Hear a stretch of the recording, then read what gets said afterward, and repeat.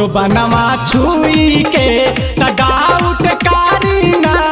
पियावा हो फुलावा ना छुई के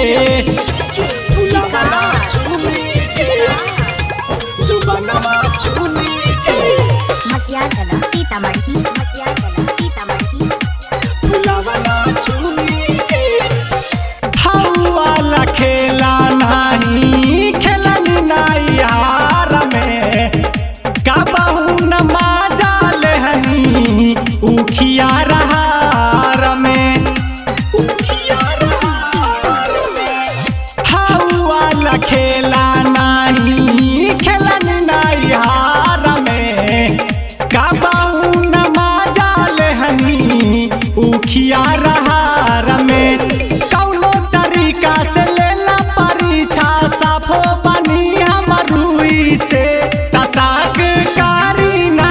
बलमुआ हो जो बनवा छुई के डाउट कारीना पियावा हो फुलावा ना छुई के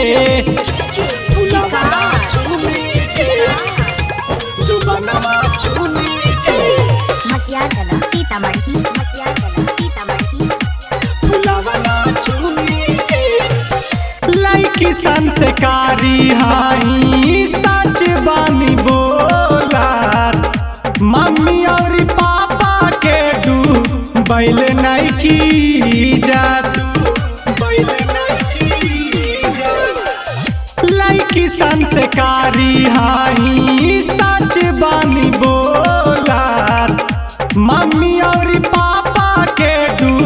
बैल नहीं की जात सजन जनावी सुनाए रावी कहा तनी हम रोई के तसाक कारीना बलमुआ हो जो बनवा छुई के डाउट कारीना पियावा हो फुलावा ना छुई के।